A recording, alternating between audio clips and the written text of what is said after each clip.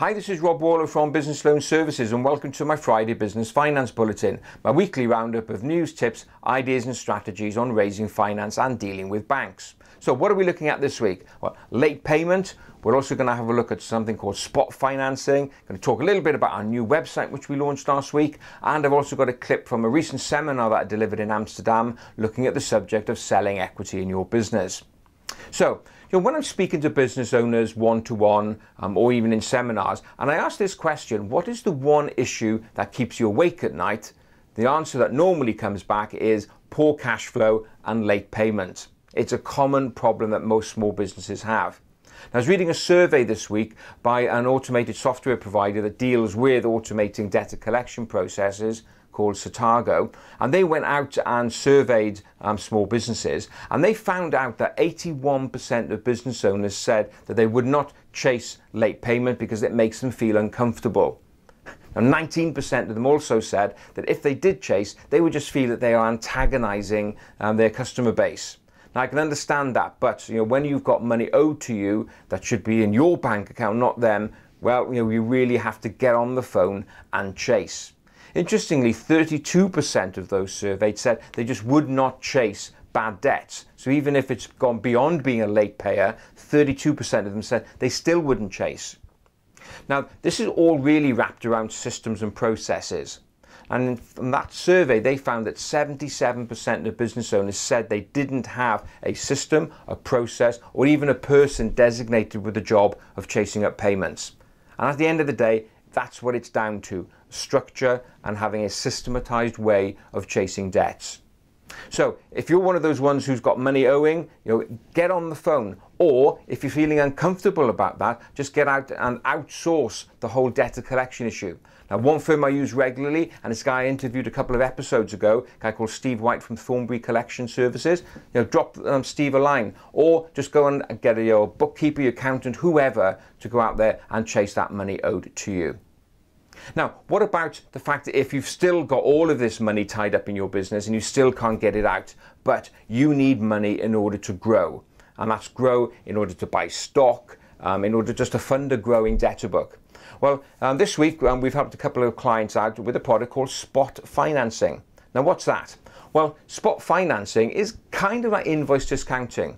So with invoice discounting, you've got all this money due to you stacked up there. You go to an invoice discounter and they will take your portfolio and they say, well, okay, we will fund you up to say 85% of the face value of those invoices, and we'll pay you the rest, less interest and commission, when those debts are settled.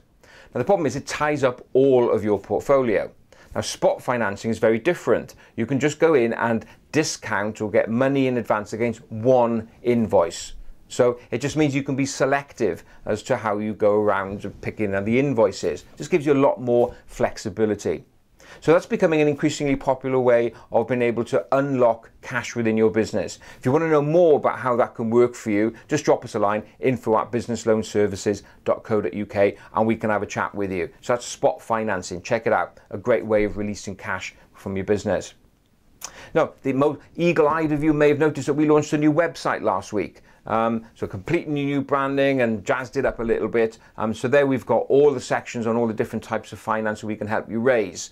So go and check it out, www.businessloanservices.co.uk. All the products there. We've got the profiles of all the members of the team, myself, Colin Venables and Steve Taylor. So we've got everything there for you to have a look at. Nice site. And thanks to Joe Brown from Design Dough, who helped put all that branding and all that design together. Great website. So thank you very much, Joe.